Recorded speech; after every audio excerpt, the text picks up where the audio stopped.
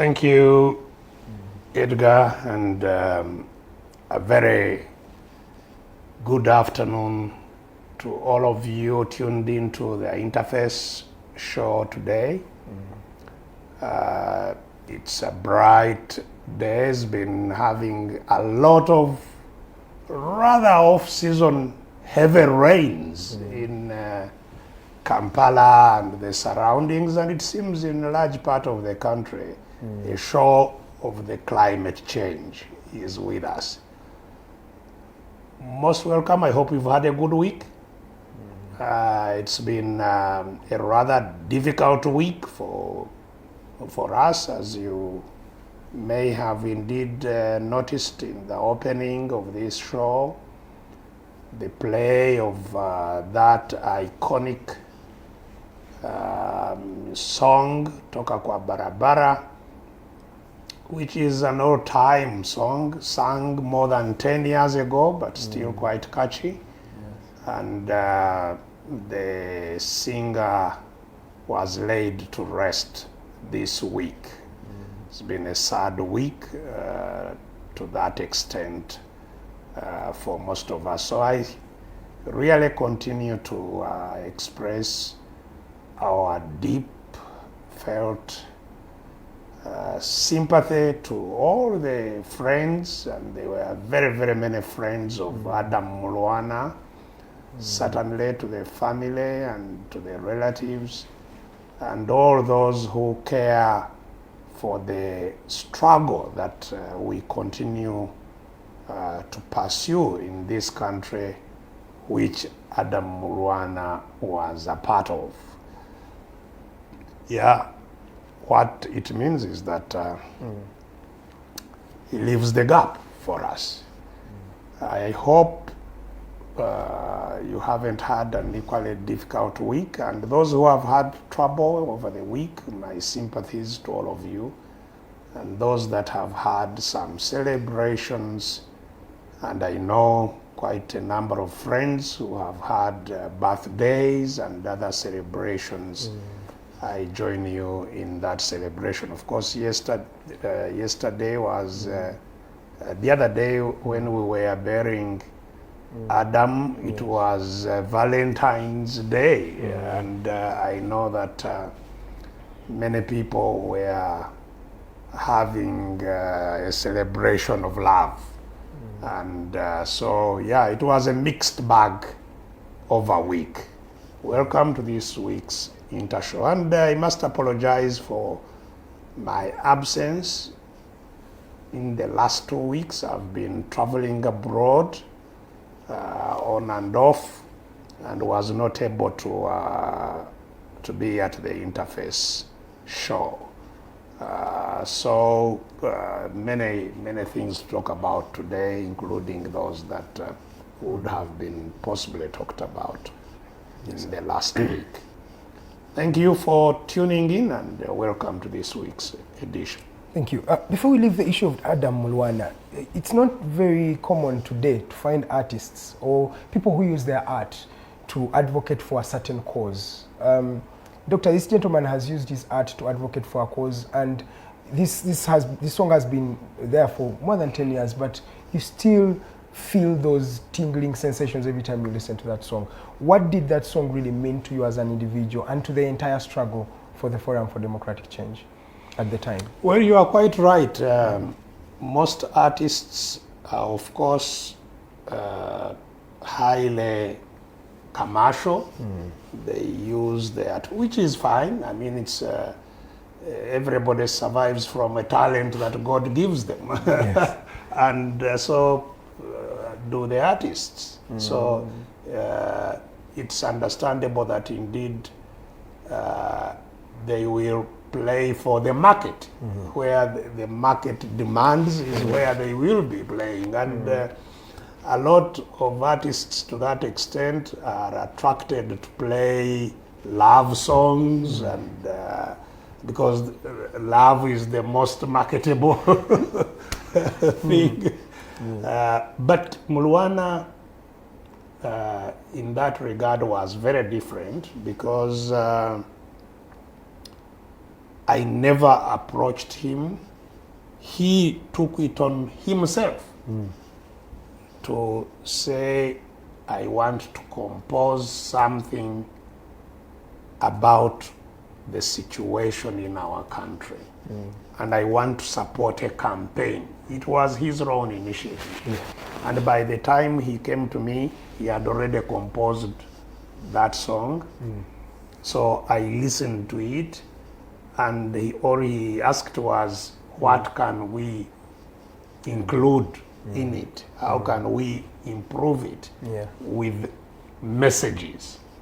So we suggested more messages that he could capture in the song, and very quickly he had updated it with those messages. So he was extremely talented and focused on struggle. Some of the musicians, indeed, even those who compose songs or music with political messages, quite often they do it also for money. And I have dealt with some such artists who come and say, I want to compose, or I have composed this, but I want so much. And so it's a transaction. Yes. You buy the product, and that is it. And tomorrow they go and sell the product even to your own opponent. They also, and you've seen, artists sing this way, go and sing that way. So Mulwana was not like that. He was an activist in his own right, an activist for change. He was not just an artist, he was a political activist. And that's why, indeed, we revere him for that kind of contribution. And so Mulwana never asked for money, and was there all the time throughout the campaigns, traveled with us across the whole country, singing and motivating young people and dancing and delivering the message. So he really made a very important contribution. And as I have been explaining, over the period we were mourning him before he was buried, he himself, his life and his death really captured the times within which he lived in a very succinct way, in a major way. Because Mulwana was born when Mr. Museveni was president. So he has lived his entire life under the NRM junta. Yes. And Mulwana did not get education that he would have got. He was a very sharp, he was a very intelligent young man, no doubt. Very, very sharp.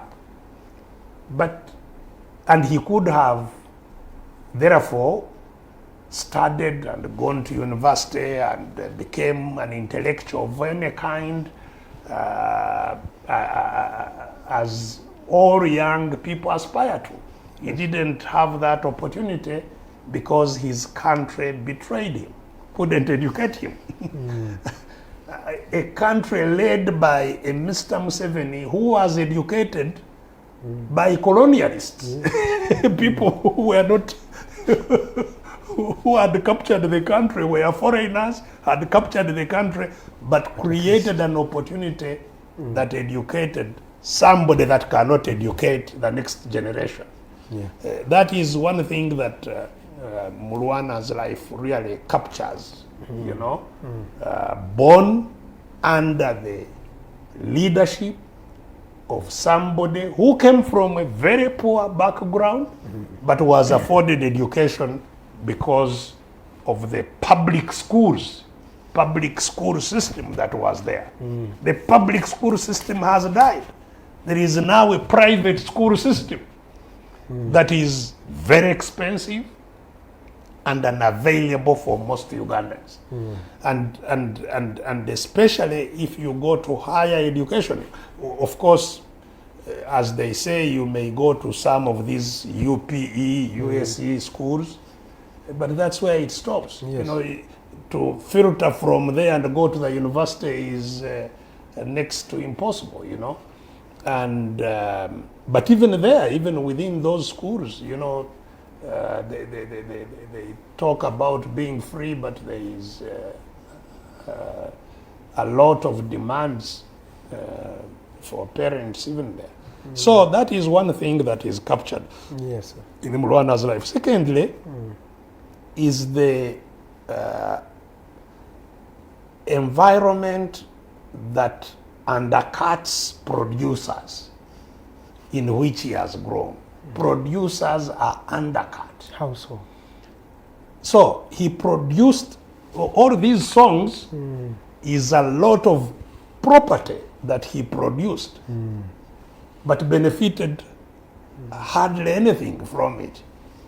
In other polities, in other countries, intellectual property is highly protected and can be transformed into wealth for those who produce it. But here, musicians, you know, hardly benefit from their products. Mulwana suffered even more than that, because he produced a song that was popular, but popular for a person that was persecuted by the state. Yes. And so Mulwana could not, for example, organize Concert. a concert with that with that product. Yes. Neither could he even be invited by other artists, because the other artists would attract the wrath of the state if they invited him. So he was isolated, although he had a popular product. But even for those who are not in that difficult situation like Mulwana was, their property is not protected. That's true. And so artists benefit little from their property, Yes. from their intellectual. And I'm talking about artists across the board, whether they are poets, whether they are katemba, you know, artists, whether they are theater, whatever, whether they are music, they don't benefit from what they produce as they should. And so, whereas they could be rich, they remain, you know, exploited and poor. Thirdly, Yes, sir. is the betrayal of the state in caring for its citizens when they are unwell. Well, first of all, failure to keep them healthy. Because health is a public good.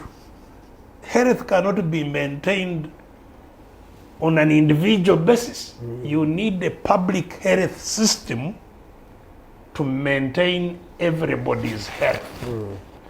Because, you know, you cannot vaccinate yourself. You cannot organize, you know. So you need health care system starts when you are conceived, when you are in the womb of your mom. Yes. That there is a system that will care for you, That child.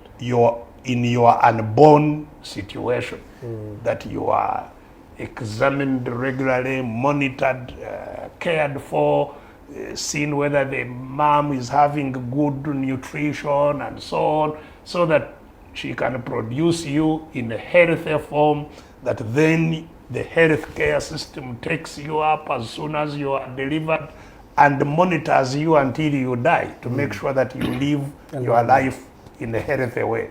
That system does not exist in this country. Totally absent. No citizen of Uganda has a medical file that captures The records. their health record from the time they are born and monitors them. There is nobody. People just go to healthcare units when they are sick. And there is no record of them. And even then, they must go with a lot of money Yes. in order to be examined and treated. And quite often they go late when it is late because of that, because they lack money. It's a trade-off. Should I go to seek an examination or should I pay rent? Exactly. Should I go to seek examination or should I pay the school fees of my child?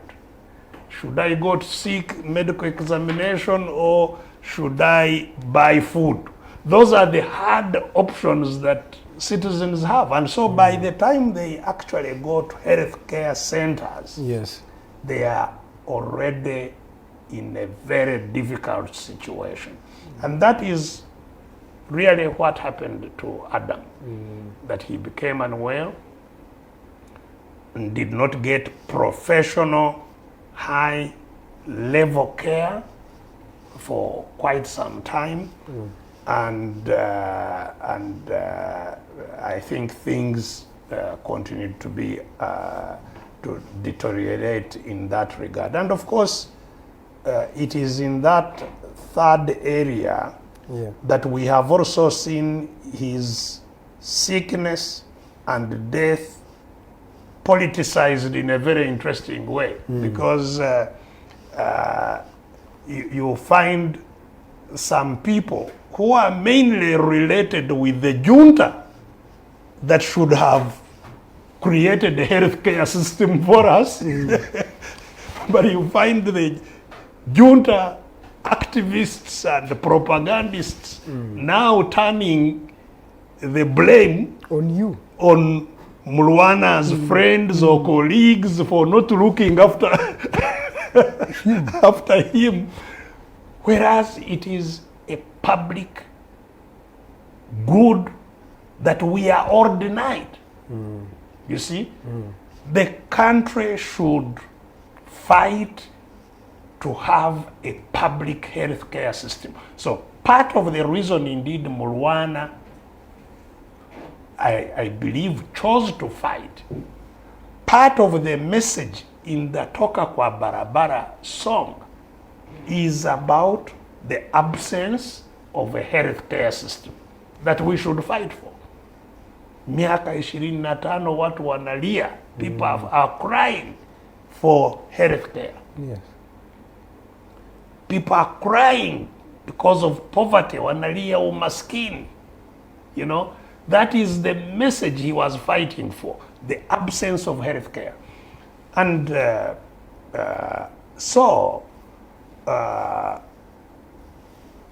really his life and death captures all this. And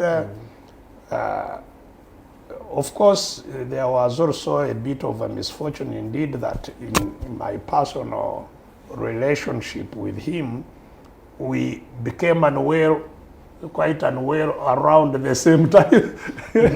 I was also quite unwell when he became unwell and couldn't for quite some time be in any position to be of help. I too did not receive any care that I pay for in my taxes. So we are equal victims. Yes. The only difference is that in my case, at least, my wife has a medical insurance that also affords me an opportunity to be treated outside the country. And on the basis of that health insurance, I was able to get treated elsewhere rather than here. So this is what I think the life and death of Adam Mulwana captures. And that is why he leaves us a big debt to make sure that a country that has failed him the way it has, a regime that has failed him the way it has. And mark you, Mulwana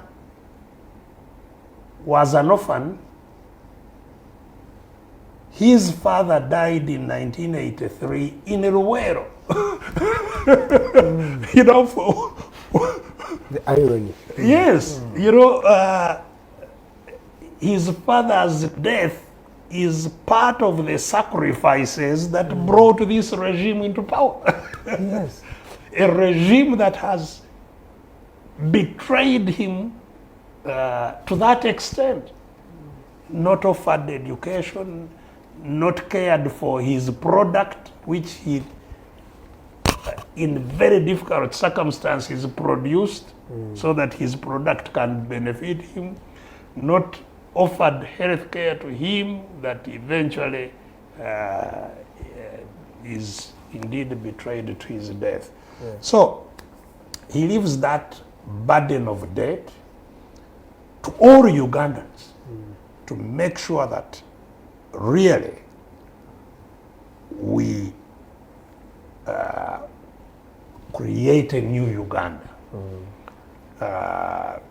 That betrayal that Mr. Museveni and his family has you know, set upon us must come to an end. Okay. Yeah. Thank you so much, Doctor. Maybe for me, what stands out is that this gentleman did not need to be a politician to join the struggle, really. I think everybody can come with anything they can contribute. Someone can be morale boosting, another can be the politician, another can be a cook. I think everybody can really join the struggle for change. Doctor, today we are celebrating Janan Luwum Day. And this is an icon of Africa.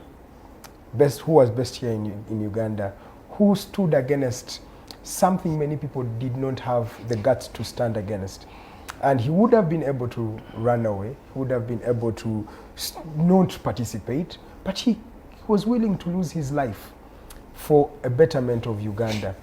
Doctor, to what extent has Uganda learned from the death of Janan Luwum in 1977? Well, certainly, Luwum, as you indeed say, Archbishop Janan is one of those few heroes of all time from our country. And it was therefore fitting to have a day that celebrates his life, that recognizes his life. And on each of these days, I also recognize the effort, especially that was infused into the process that created this day by Ambassador Olara Otunu. In fact, he almost single-handedly shepherded, campaigned, and worked hard to deliver this recognition onto Janan Luwum. And I feel rather sad and in fact really conflicted over what goes on this day when I see it becoming another NRM day. What do you mean? There is every attempt to NRMize the Janan Room Day, very regrettably. I think the last one was celebrated in the State House. You know, and the sole reason the Janan Room is a saint, is celebrated, is the courage and the sacrifice for freedom that he embodies for freedom.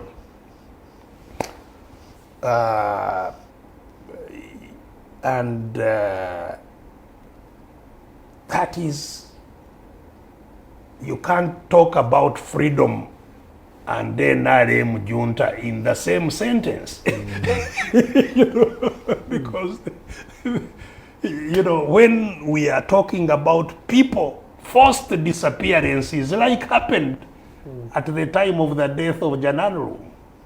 They are the same things that Janaru was raising his voice against are the very things that are being done by those who now want to lead the celebration. The same things, you know, torture, extrajudicial killing, you know, the fact that people cannot gather freely to talk about what concerns them, you know, that they will be tear gassed and beaten and dispersed. Yesterday, but when I was in court, yes, charged with inciting violence or incitement to violence is the charge. And you know, it's like a drama, because the policeman who was on the scene was asked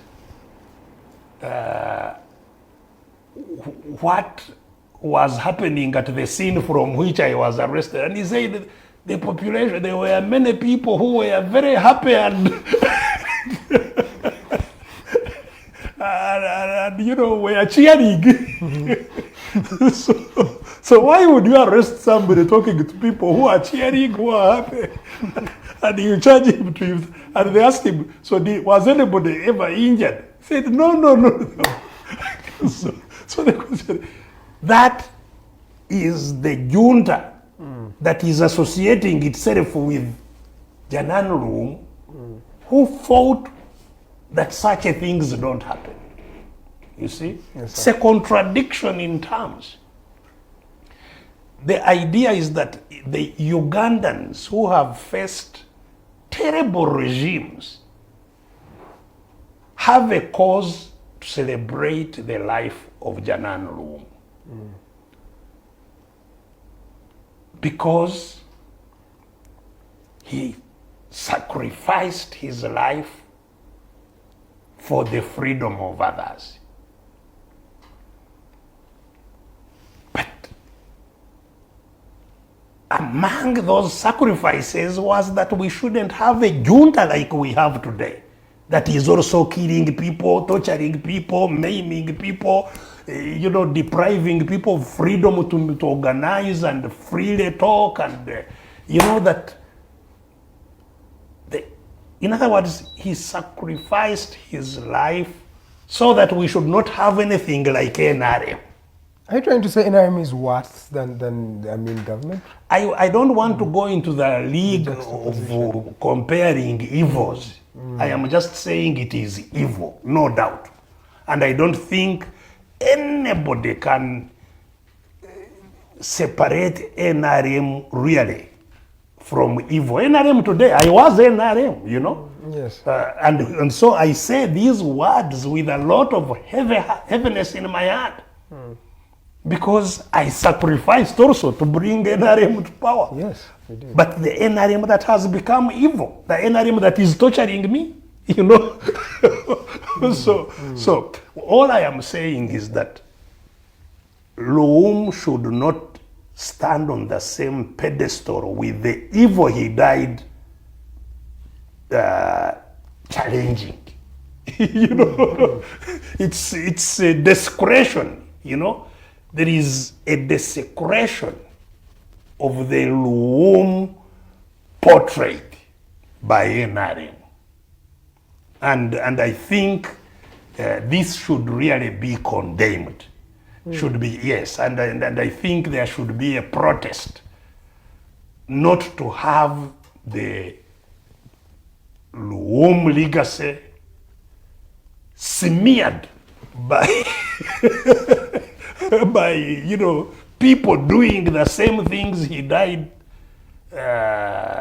you know, fighting or opposing or speaking against. Now to be the ones to carry his image as if they have anything in common. I really detest it. Yeah. How about the religious leaders? Because this gentleman was an archbishop. Yes. Today, do you think the religious leaders have followed suit? Where is the problem today? Well, some have stood up, like Janan. I think some have, and have also paid their own prices for doing so. Even under this junta, you must have seen Bishop Zach kneeling here, being tear gassed and hounded, and I think now he lives in the US. Yes. You know, so some have stood up. You know, we saw the Bishop, you know, Luanga and others who have stood up and spoken, and indeed some are no longer here.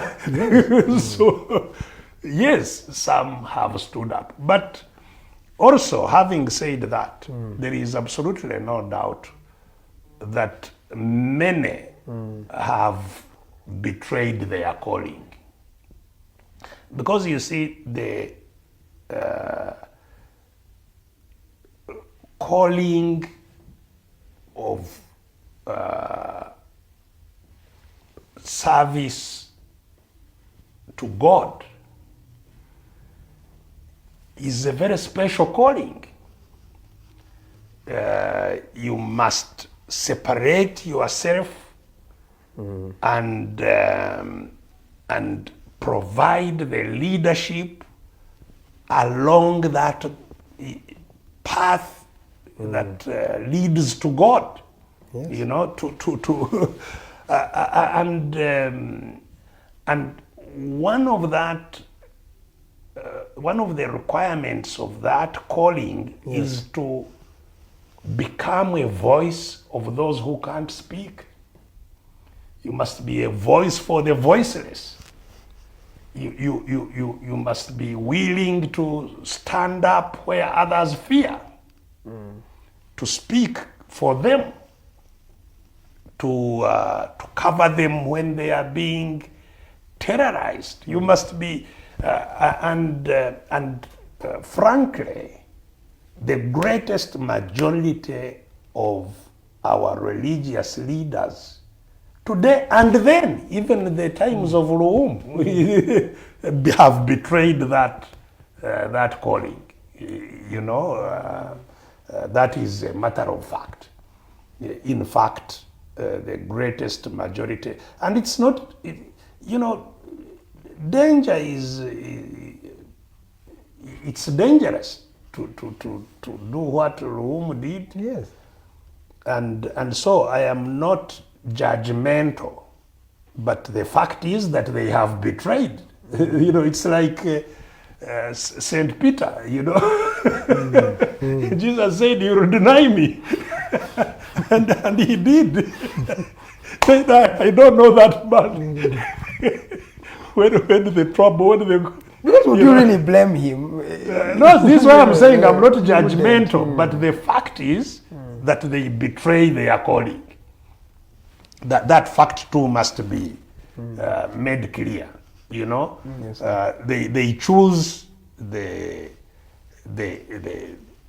safer, easy road. But as we all know, the wide road goes to hell. That is also a fact that they preach about that. You take the highway, we know where the highway leads. It's the narrow path, the difficult path that eventually goes to the right place. Yeah. So it's sad that indeed the majority of our religious leaders are on the highway to the wrong place, following these evil leaders. You know, unfortunately, that is the reality. You know, clapping and Is it because of the and money that collecting comes? sacks of money and so on, and doing and supporting the wrong things? That is a fact, which is what separates, what distinguishes, what you know, makes eminent the contribution of Janan Luum and others who have chosen to live what their calling demands. As I've said, they are not very many, but they are there even today. I've seen priests, you know, speak fearlessly. I've seen quite a number of priests speak fearlessly for the people. Say this is wrong where they see wrong. And I salute, you know, those priests or sheikhs. There are quite a number of them. We've had quite a number of fearless sheikhs that have spoken and paid the price for their talking. But the interreligious council that joins these people in the same docket wants now government to be able to give them some money on part of the budgets, the annual budget, just a sideline. That is a different matter. I actually support, I think... Isn't that buying them off? Because how can you speak against someone who has given you money? I think what is buying off is the handouts that are given capriciously, you know, that are given without any formula. And we know the sacred formula is the praise singers are the ones who are given handouts. I think because you see, religion is also an institution and it has a following, and the following can be quantified. Yes. Adherents of any faith are registered actually, you know, and so you can say the Muslim faith has so many adherents, and the Muslim leaders can do public work amongst the Muslims and actually provide public goods amongst the Muslims. They do healthcare. Yes. They provide education. They provide, and they provide guidance on many things.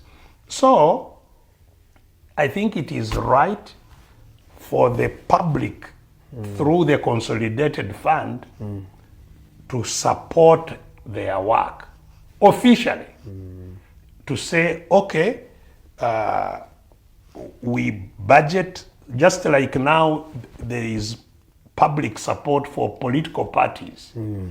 You can provide the public support for religious institutions according to their adherents. And the adherents can be verified. And you can, and that, so that people don't have to first of all go and kneel before Mr. Museveni and then say, now you give that one so much, now you, I'm building a church for you, I am, you know, that patronage is what is, I think, very harmful.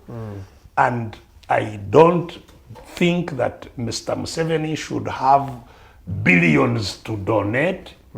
That money can, for in the case of religious institutions, be budgeted as of right and given to those institutions.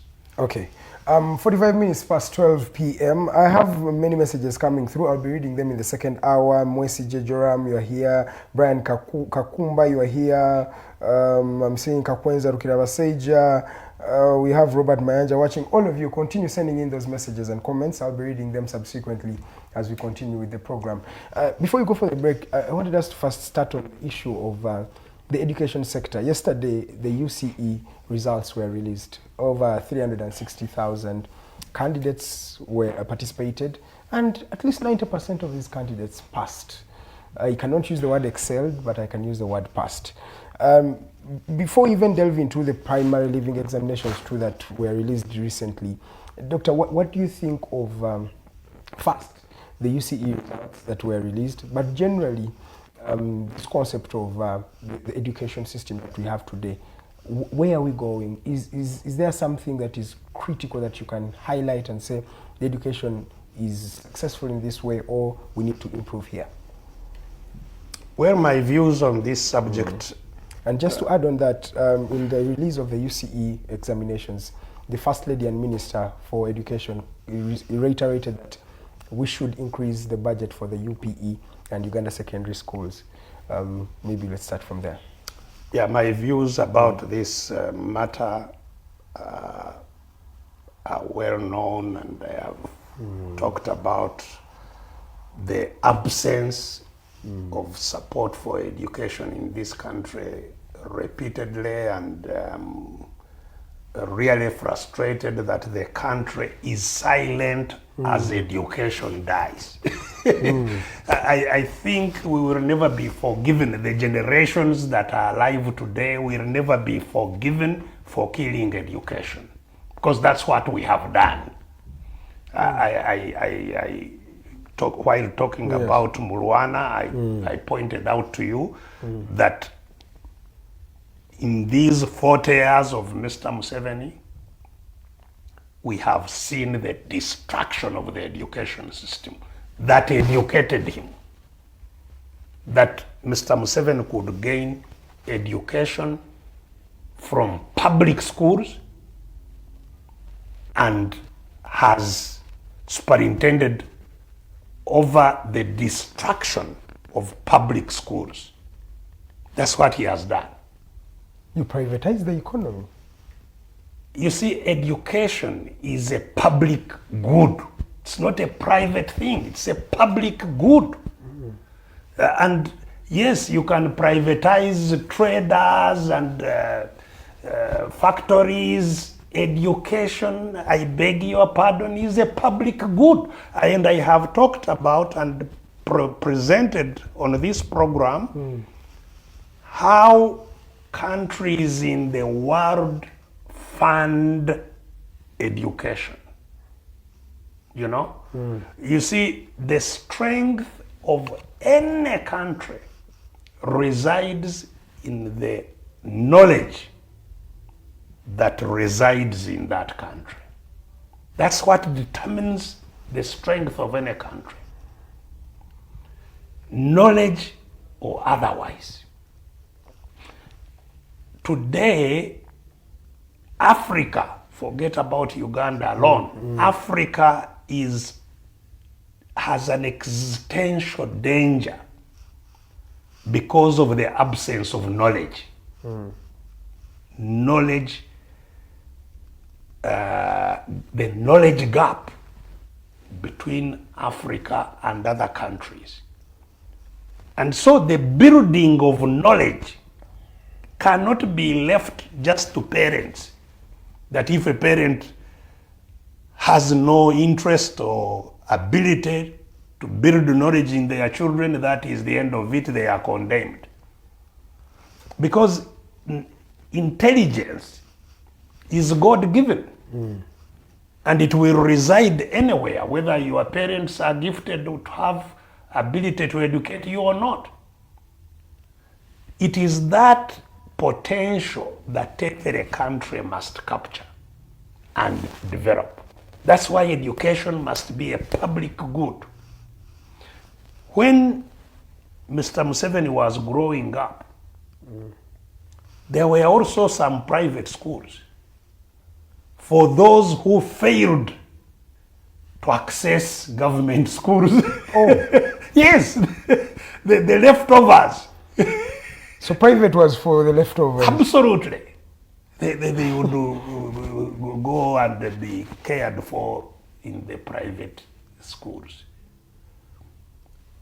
Today it is the opposite, Yes. you know? Yeah.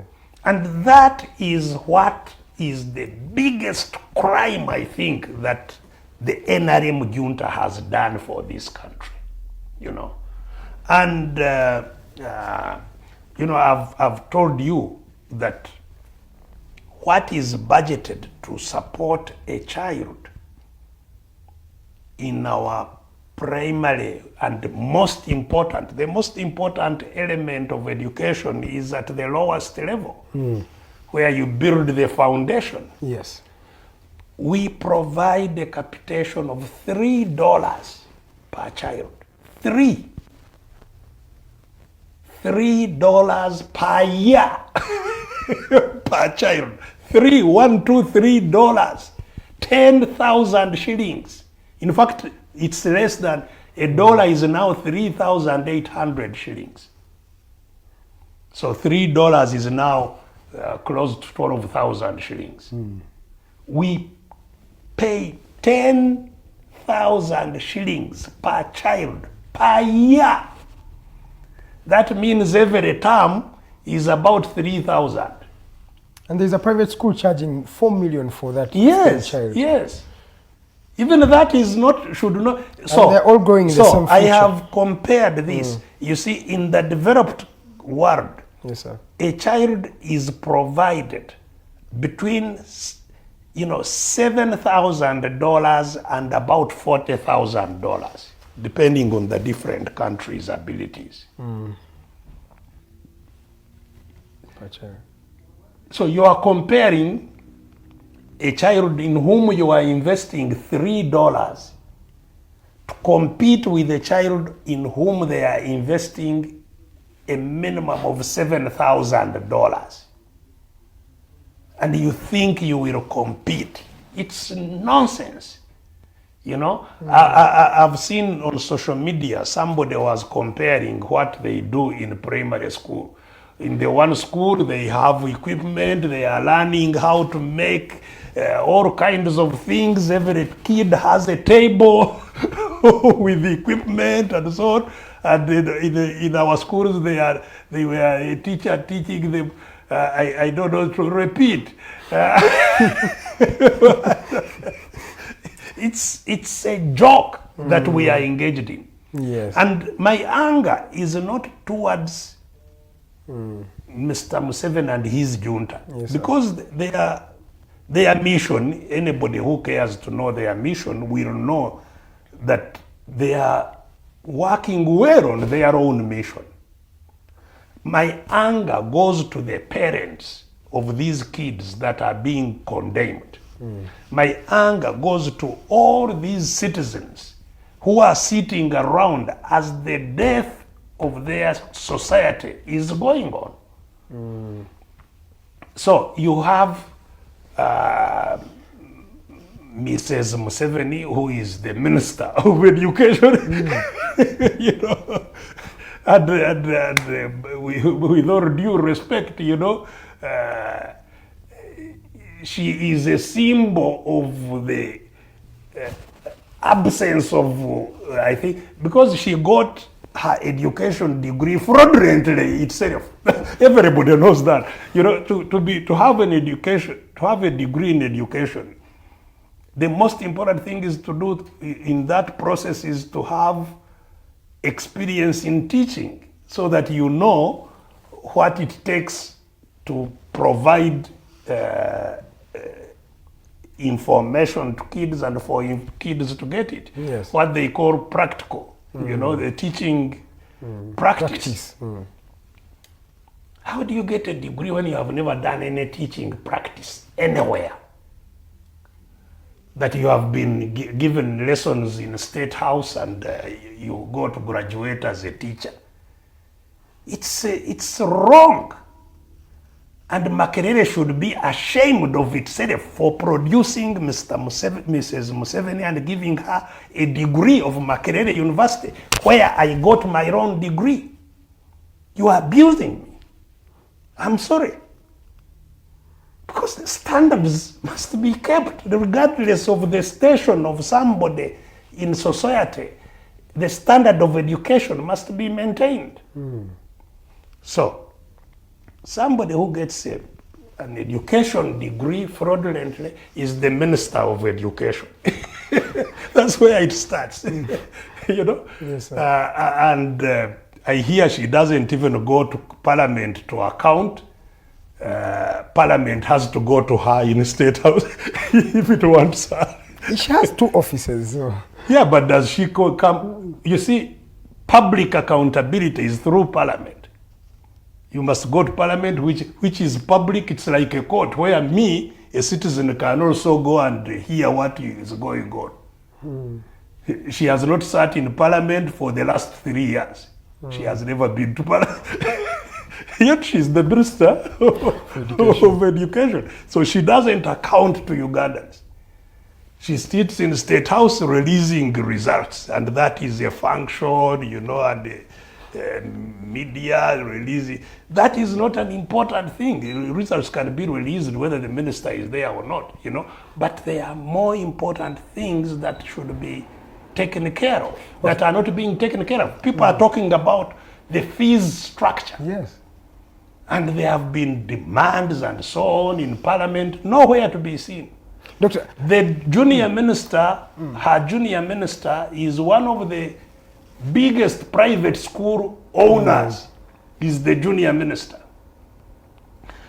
How will the conflict of interest, and I of course also hear that she herself has also interests in schools. So that conflict of interest, we have been saying that private schools have become the center of education and public schools have died.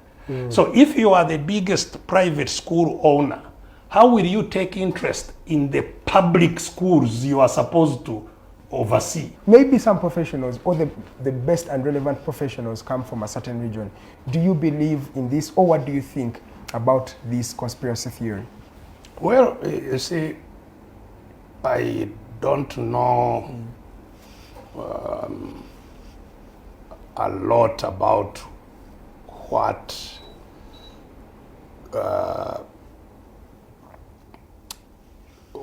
is causing the different things that are happening.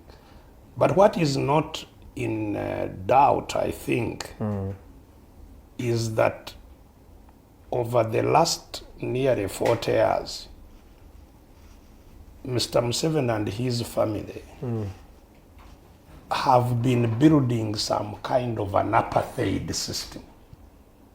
Separate development. Exactly. That one is not, I talk quite emotionally about some of these things that have happened. Because,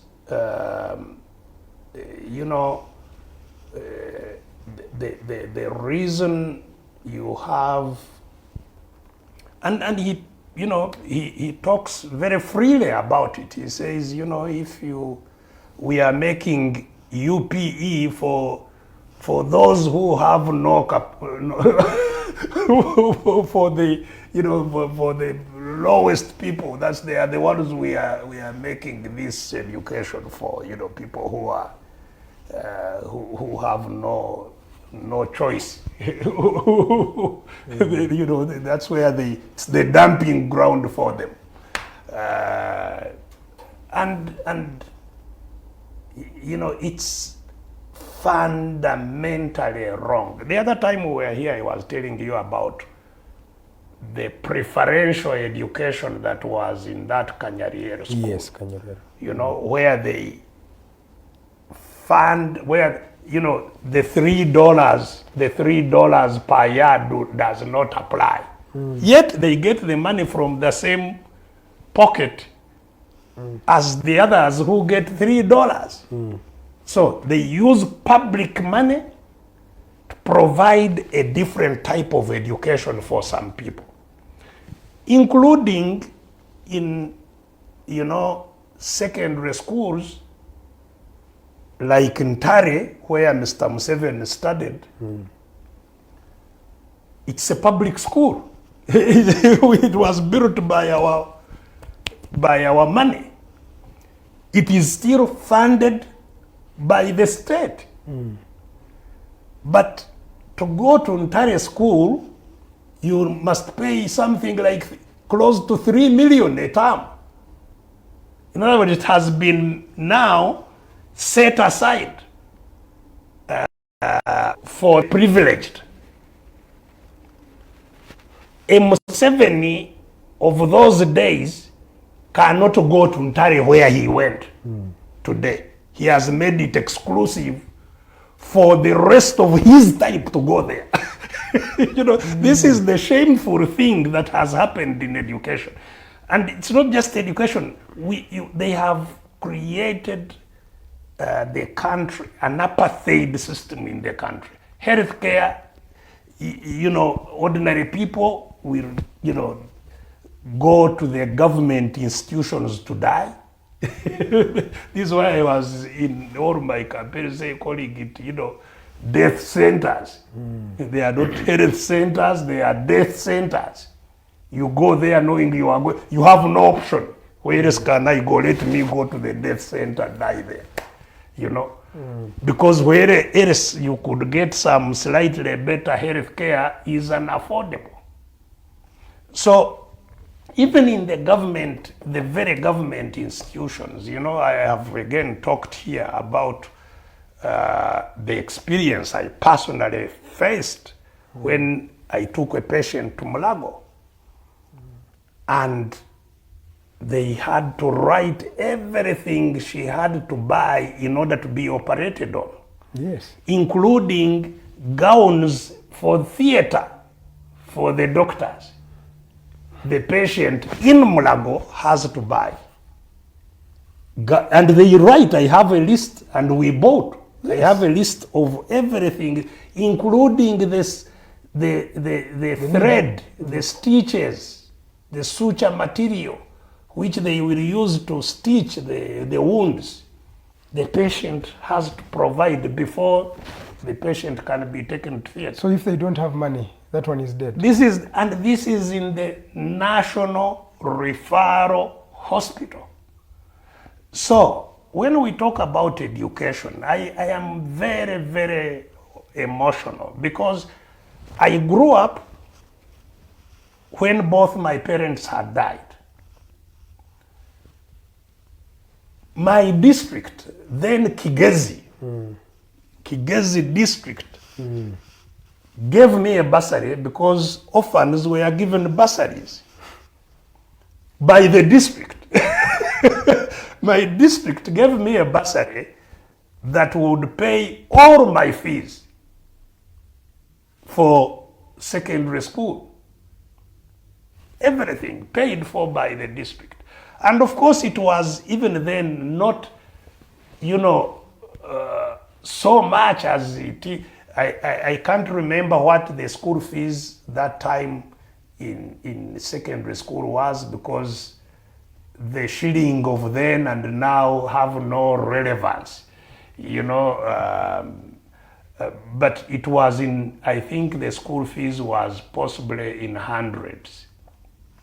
It could have been like 120 or something shillings a term, or 90 shillings a term, because as I have said, when I started school, my school fees was 3 shillings a term.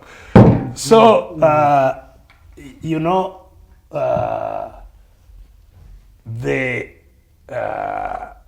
what has happened to education is possibly the single biggest disaster that this country will face. 25 Because years from now. even these ones, they say they have passed. Yes. If you interrogate if you analyze the knowledge they have, and you see them jubilating they have passed, you find they really have no knowledge. Yes. That you can equate to the knowledge that other people have, you know. Even here within the country, as I have said, there are people with different curricula. Yes. Those children of ministers, or most ministers, maybe not all, will be in the international school system. Those are not even those are not among those whose results are being announced. Those have a different system altogether. And once they finish maybe the high school here, they go to universities abroad. Their systems don't lead them to Makerere or to university, the Christian university, or to they lead them to other universities. So this is what I'm telling you, that we have developed an apartheid type of education. 25 years from now, what does that mean to the country? 25 years from today? It doesn't, you don't have to wait for 25 years. Even today, the products of education from all our universities are unemployable, literally. That's the result. Today, don't have to wait for 25 years. When we qualified, you could take your degree and get registered to practice medicine anywhere. You could. With Makerere Medical School degree, you could get registered. One would say the professionals were few. To practice anywhere. The professionals were few at the time. The professionals were in the world. No. You see, even today now, there is a lot of education. People have been the question is whether, you see, because now, even to go to Kenya, you are required to do an exam in order to be registered, in order to be eligible to practice. If you have come from Makerere and you go to you must sit an exam to prove that you are registrable. That is the situation I'm talking about, you know? And that is the whole range of products that we have, you know? And you find students, I have seen, even now, I haven't analyzed, but, and by the way, I think I should congratulate a certain girl, this girl, very, very,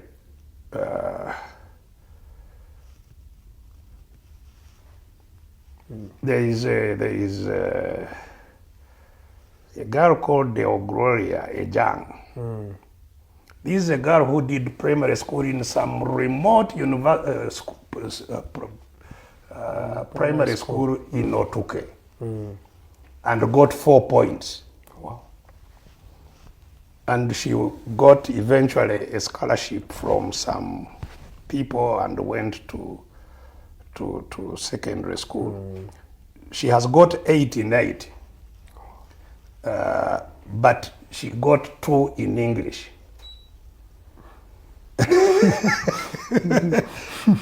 So she did 10 subjects, and in 8 she has 8, but she got a 2 in English.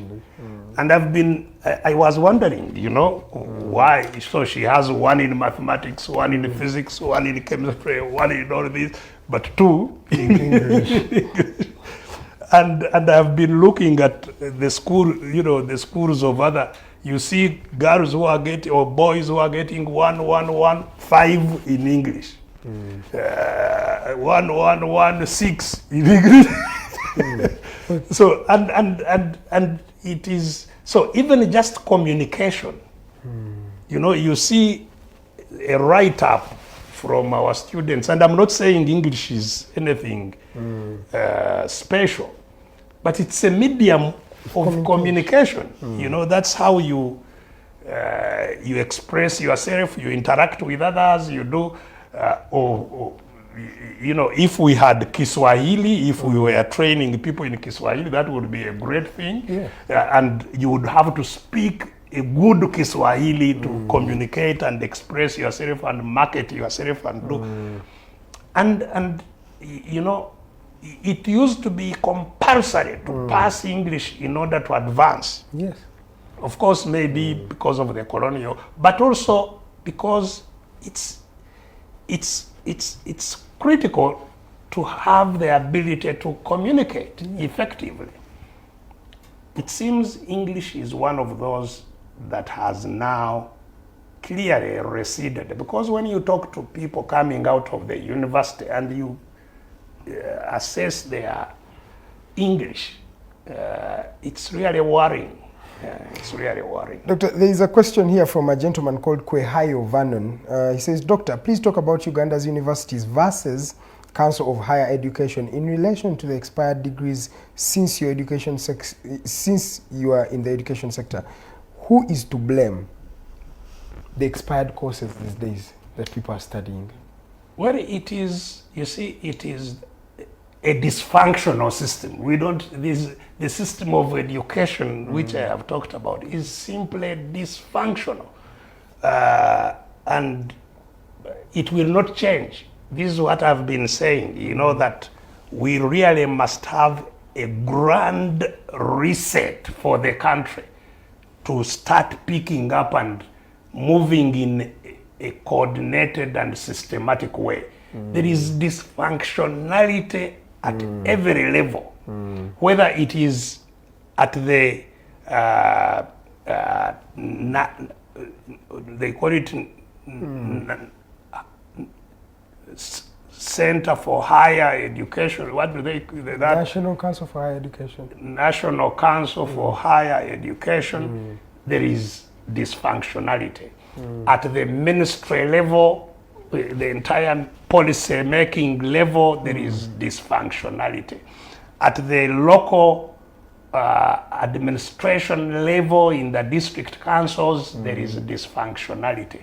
At the level of the institutions themselves, yes, sir, what we call universities in courts, there is a total dysfunctionality in all of them, including Makerere, which should have been the example for all others. I have been telling you what is happening at Makerere at the moment. They even procure degrees these days. Yeah, so there is dysfunctionality at all levels.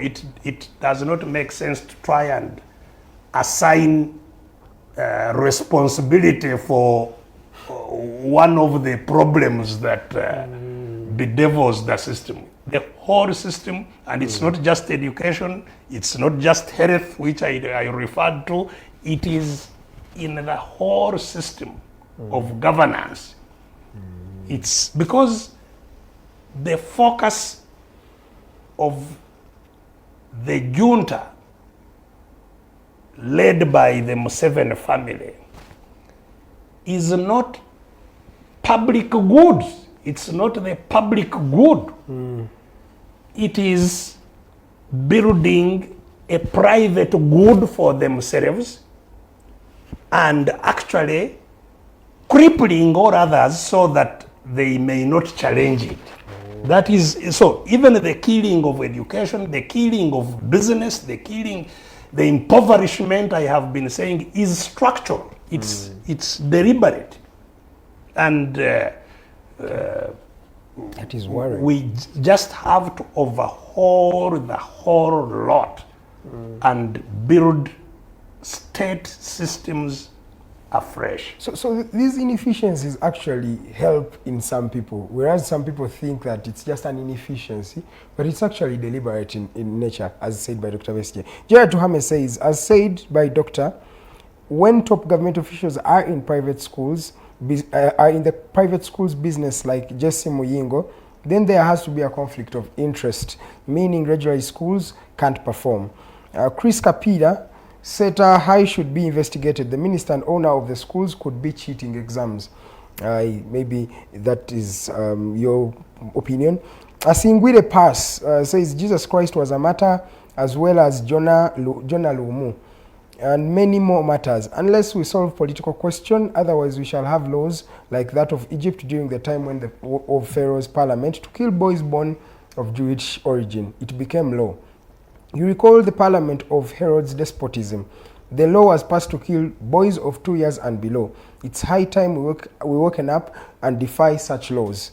From Rukunjiri in my eggplant garden, be blessed as you continue. Thank you so much, Pass, for this message. I have a few messages here. Mande Vincent, you're watching live from Fort Portal. Thank you so much. Doctor, are you showing up in the 2026 elections? You will highlight on that. Ganda Simon, I heard you not contest again in any election, but kindly show us someone you have groomed to step in your shoes, because you did us a disservice in 2021, and the opposition has total gone down on the graph scale of power taking. Maybe I'll lastly talk to Reform FDC. Mr. President, as an organization, we condole with you for the loss of your friend and colleague Adam Mulwana. We pray that Allah receives him and judges him fairly. We shall never forget him. Now, remember, Angela, thank you so much for watching. Sogo Blitheb Moses, you're watching. Lumu Paluku, you're watching. Robert Mayanja, thank you so much for watching. You're saying you're watching from Luzira, thank you. Brian Tuikirizane, thank you so much. Gerard Tuhame, all of you guys are sending in those messages. Let me first stop there. We continue with the discussion. Maybe if you have time, I'll read more messages as we continue. Doctor, do you want to maybe respond to a few of those comments before we delve into the issue of Tarahisita and NRM making? Well, I don't know whether there are any comments really that need response, save maybe for one or two that I had referring to elections. Yes. And to those, really, I must register my concern, because I really worry when I still hear people thinking that elections, whether I am a candidate or whether I show that this is a better candidate or is another candidate we should support, whether they think that candidate will cause the changes we are talking about. It's not possible, because the level of capture of the state, first of all, Mr. Museveni, whom we want to change, and his family rule, did not come to power by election. He has not stayed in power by election. He has stayed in power because he has guns, and he uses those guns to terrorize everybody. That's how he came to power, by guns. He has stayed in office using guns. His family has power not because they are elected. No. You know, Muhozi, who is now parading himself as the successor, yes, is doing so, breaking the law very vagrantly. You know, he's still in uniform of UPDF, getting a salary of UPDF, and then I guess another one as an advisor to his father, and now leading a political party, all in violation of the law, and nobody can touch him. He holds rallies, we can't. And this one we say, come to the election. If I cannot hold the meeting now, if I cannot come and hold the meeting, the other day we were trying to hold the meeting, we were locked up at home. So how do you expect that in that environment you will go to the election, and that election will say, you know, people have voted for change and the change will come? It won't. If we want change in this country, let me say it for the 1000th time, the only way we shall have change in Uganda to get the Uganda we want is through a revolution, not an election. We must carry out a revolution. We must scoop all this mess and get it by the side. A revolution, popular revolution. The people of Uganda must, and that's what I was being sued for, that I am, that this is incitement to violence, that I was asking people to rise up and cause change. That's what you must do. I am prepared to answer in court. I can see, yes, you know, transition, not succession. We must transit from gun rule to people rule. That's what, and that transition won't come without a fight. We must fight for it. Not with the guns this time, we advocate. But if we rise up, all of us, and say, no, we want better education, we want better health, we want better roads, we want the power to use our money to serve us, not money to go to State House and be used by Mr. Museveni the way he wants, as happens now. You know, that will take a revolution.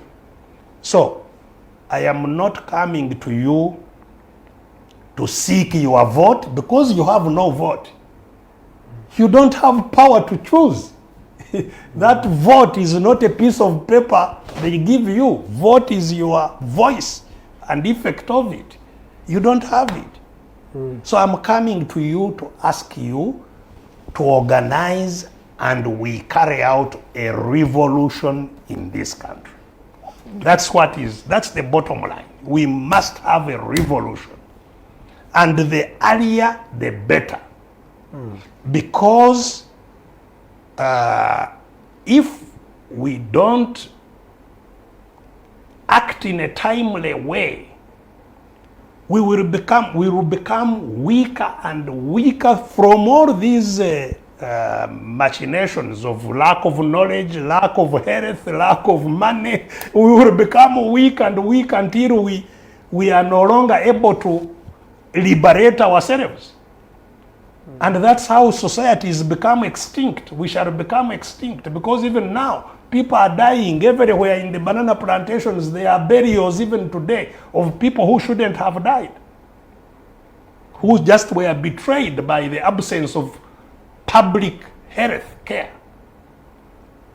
And so the earlier we really get this clarion call for a revolution, the better for all of us. Some people have a perspective that you just fear the election because you will lose.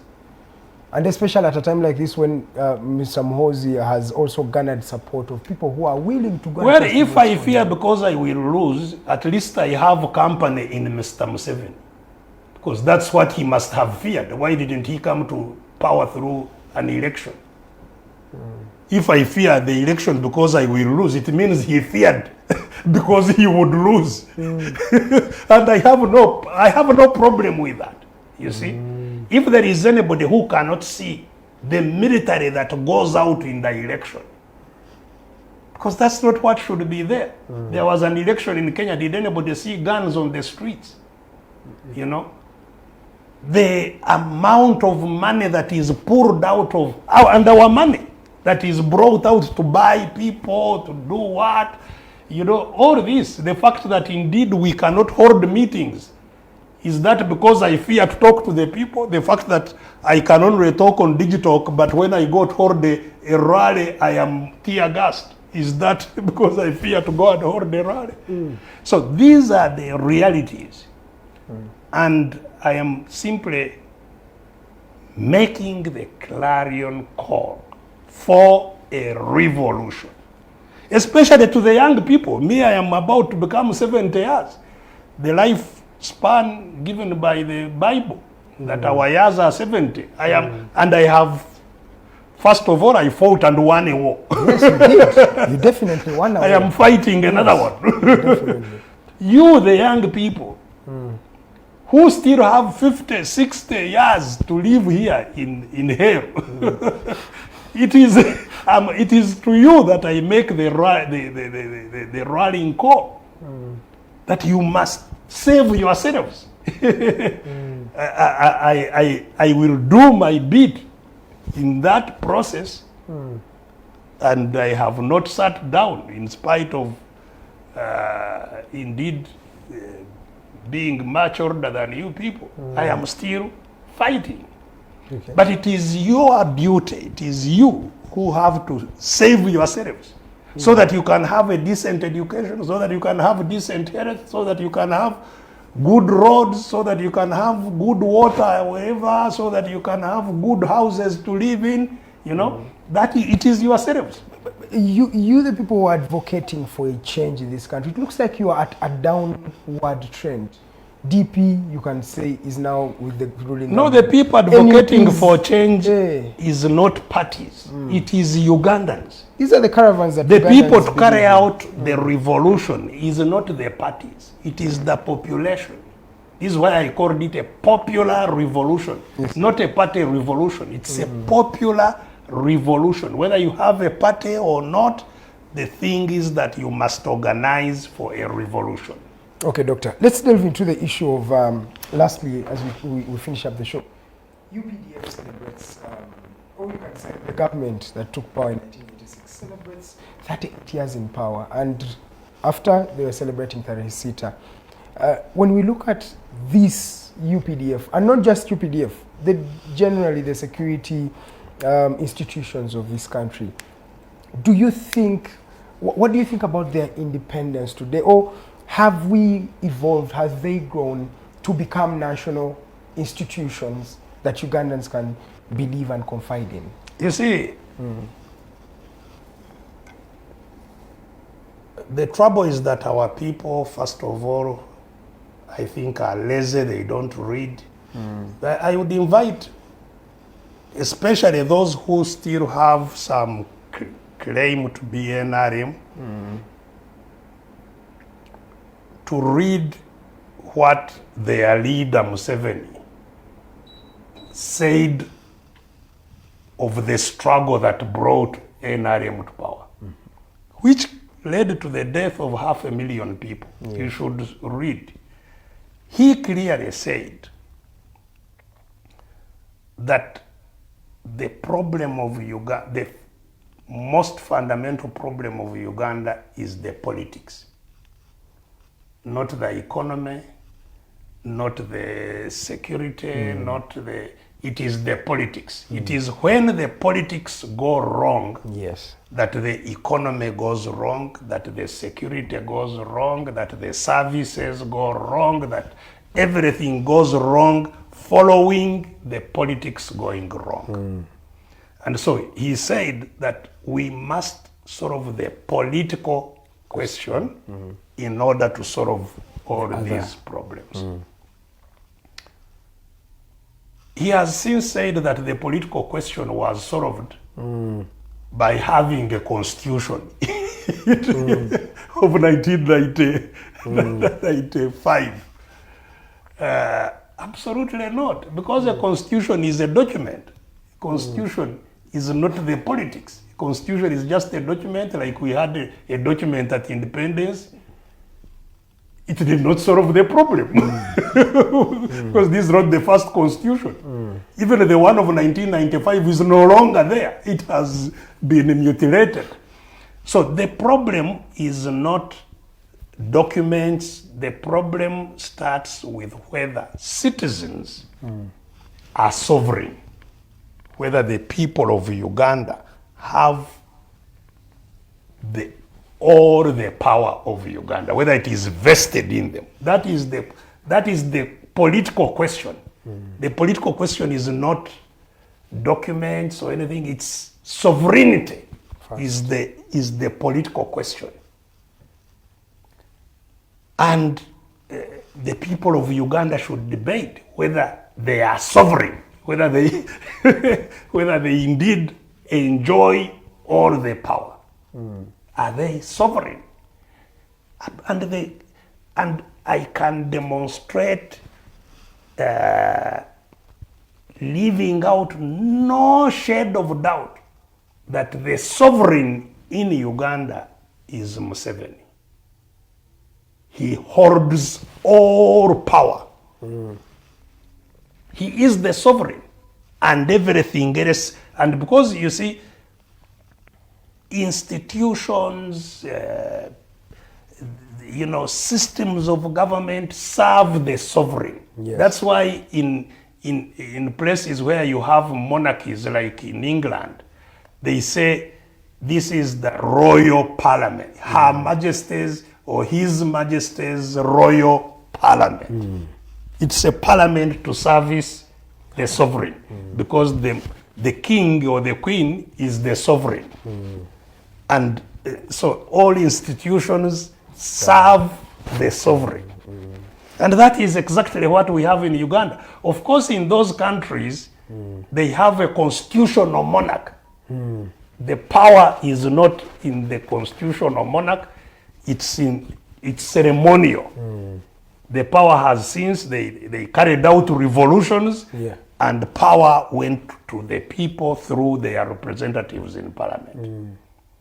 But here, where the House of Parliament is invaded by soldiers, and they are beaten in front of cameras, and there is not even the slightest investigation of how that could be. Where you are in court and the courts make a decision that the sovereign doesn't want, and the soldiers invade the courts and beat up everybody and stop the decision of court. You cannot say that you are in a country where people are sovereign. Absolutely not. Where elections, as I have said, are mediated by guns and all the chaos that goes with it. You cannot say that you have people as sovereign. Yes. Indeed, the people of Uganda, from time immemorial, have never been able to raise somebody to become a president. Never. Since independence, nobody has come to the presidency because they have raised them. They use other means. So that is the political question that must be resolved. Sovereignty. Once we resolve the sovereignty question, then, others can be resolved. That you have, what I have been telling you, that you have a Mr. Muhoozi, because he is the son of the sovereign, and therefore a prince. He is above the law. He is in the military that cannot discipline him. Absolutely not. He can't. And nobody can discipline him.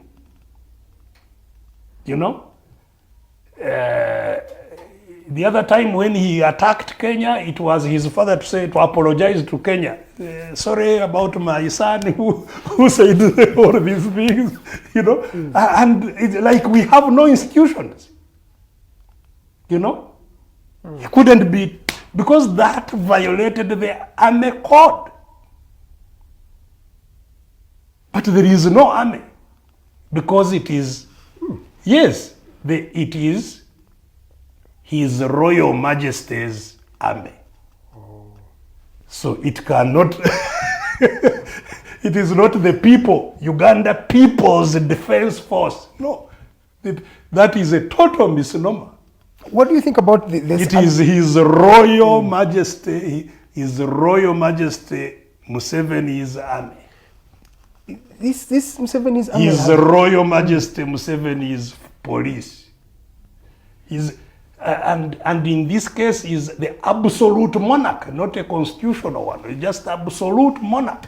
Is the sovereign, in every sense the sovereign. That is what must change. And so you cannot have an election where you have the sovereign and somebody is competing from within his sovereignty, competing with him in an election. It's ridiculous. You see? Because, you know, you have a person like a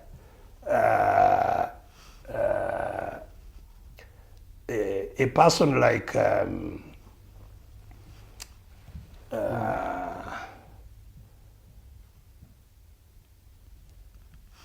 Exactly. Now the phone distracted. You see, when you have a person like the Byabakama, is Byabakama really, does he even in the slightest dream consider that he is responsible to the people of Uganda? Byabakama. Never. He sees Museveni as his, and Museveni at some stage said he is the second person to God. And I think that's exactly what Byabakama sees. You know, he sees, that's what Mr. Museveni said. He said the president is next to God. And that's what Mr. Byabakama, you see, the president we want must be a servant. And sometimes, you know, when I tell people that even when we win this struggle, I don't want to be a president. Some people don't understand it because they are used to the president who is the sovereign. Yes, pompous. I want to be the sovereign. When I win the war, I want to be the sovereign as the people, not as a servant. I must remain as the people and order my servants to serve me. That's what I'm fighting for. I'm fighting so that I can get servants, not masters. You see? So a person like Byabakama the other time was ordered to prosecute me for rape. This Byabakama here, the electoral commissioner, he was a prosecutor. He was ordered to prosecute me for rape. And he prosecuted me, well knowing, unashamedly, you know. And he brought, you know, he was there, he brought to another policeman, a policewoman called Elizabeth Kutesa, who was a director of CID. She came to court and she was caught there in the court under oath telling lies. I have never heard of where Elizabeth Kutesa is. Since then she she was hidden somewhere from her own shame. She was Byabakama's star witness in framing a citizen, that Byabakama. Now carrying the heart of a judge appointed by the same Museveni. So is he really a judge? Somebody who was the other day used to frame citizens. And as a reward, he's made a judge, he's made electoral commissioner. And you think he's an electoral commissioner of the people of Uganda? You must be joking, you know? He's not. Even, the electoral commissioner should not be having another post. He's still a serving judge. Yeah. In violation of the law, still being... His contract was renewed. Yes, yes, you know. With that. He has not relinquished his post. So, if anybody is thinking that you can have an election that will cause the changes we want, you need to think again. But back to the security and the UPDF. Many people are looking at it from a perspective of saying they are now professional. You are seeing them being disciplined sometimes for being indisciplined. No, but I've just told you the most clear example of what it is. That it is an army of Mr. Museveni, not of the people of Uganda. That is the most important element. To whom are they responsible? If they cannot be disciplined by the law, or at least the Museveni, if Museveni is above the law, and his son is above the law, and both are in charge of the military, how can that be our military? You know? So, among the things to be liberated, the struggle we are undertaking, among the things to liberate are all state institutions, including the UPDF. I was a member of the UPDF. Resistance officer, RO, number 98. That is my number. In the resistance army, resistance officer, those numbers have never changed. They are still RO. Still Even when it became UPDF, we are still RO. Still RO. Resistance officers. And I truly believe we have to liberate that force if it is to be a national force. Because I have said elsewhere that what happened in 1986 was that NRA captured power and handed it over to NRA. But shortly after that, Museveni captured both NRM and NRA.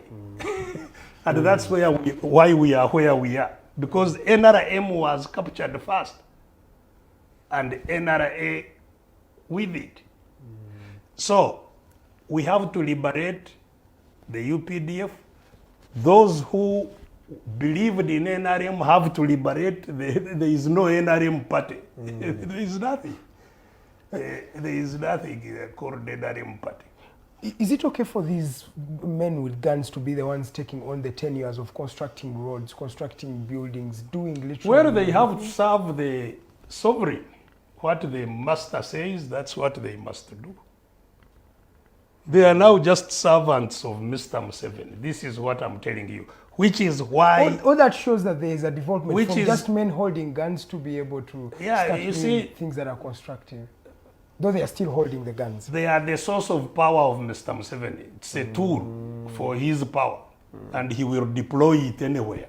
So he deploys it in the police, he deploys it in the economy to distribute seeds, he deploys it wherever he wants. It's his tool. It's his Nichombo. It's his tool.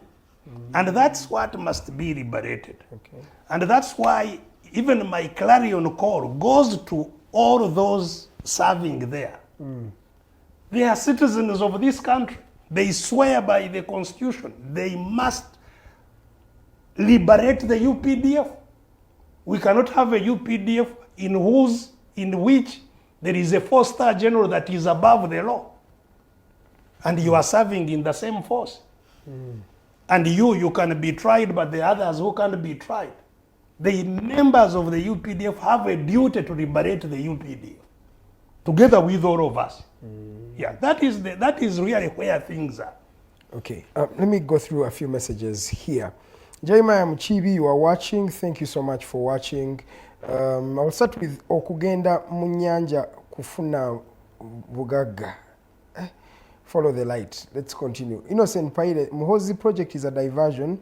Saleh is the one being prepared. Muhozi will just come to Saleh, or maybe even Janet. Muhozi will come later. Anyway, whoever comes in, but please do meaningful things to the country. There is Aina Muhwezi Patrick. Keep on teaching, Doctor. Maybe one day, one time, people will understand what you talk about. He continues to say, yes, Doctor, it's so paining because the schools we studied in the 80s and we were from families with less income, grown up by single moms.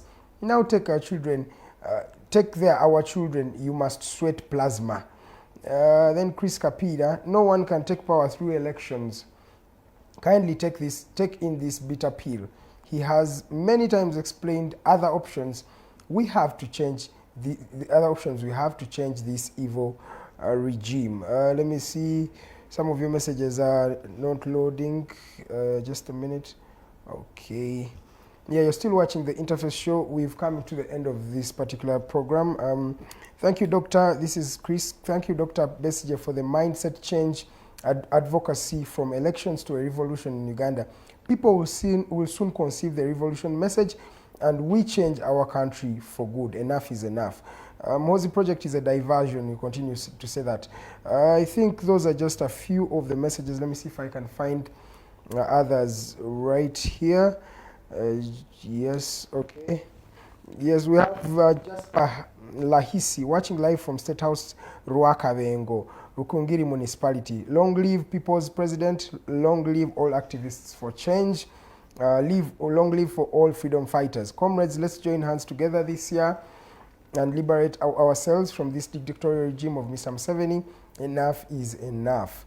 Besigye, you are watching from Kienjojo.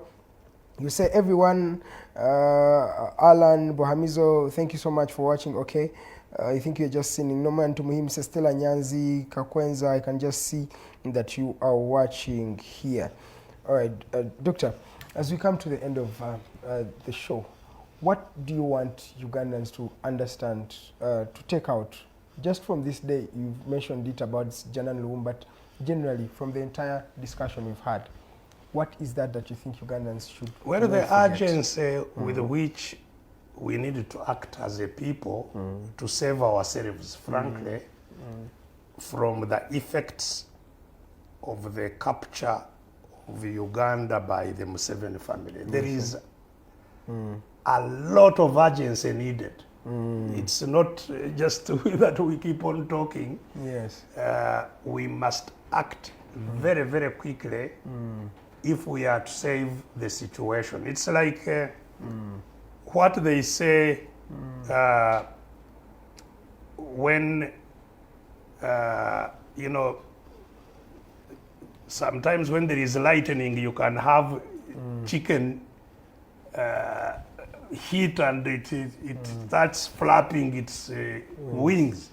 They say you must save it while it is still flapping. If it has gone limp, it's too late to save it. Yes. That's where our country is.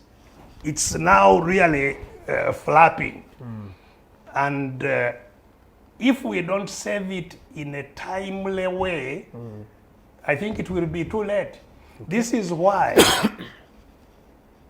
I highly discourage anybody looking at 2026. This country needs to be saved now. Not wait that 2026, first of all, 2026 is not going to cause any change. It is a timeline created by Mr. Museveni for his own purposes.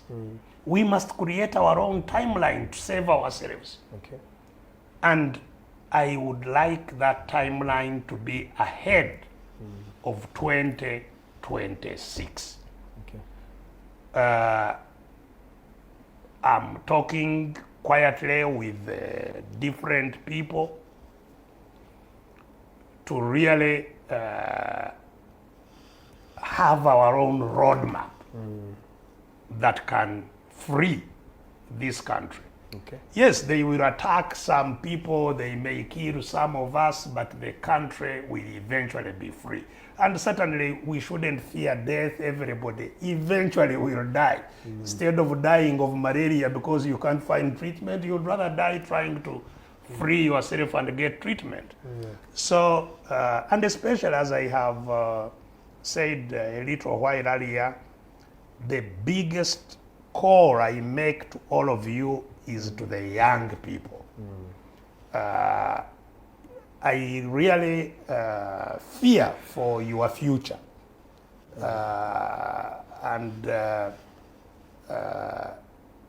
earlier you wake up, the earlier you organize and take action to cause a revolution in this country, the better for all of us. Okay. The revolution now, not tomorrow, revolution now. And I am ready to go to court 1,000 times, charged with incitement. If this is incitement, I don't mind. We shall argue the cases, but we need a revolution in our country, and now. Thank you very much for your weekly sacrifice in terms of getting the data you need to follow what is going on. But in case you have no data, this program remains saved on the various platforms on which it is broadcast. So you can, at some time that you are able, still follow what we have said today. Thank you very, very much, and I wish you a very good week ahead of us.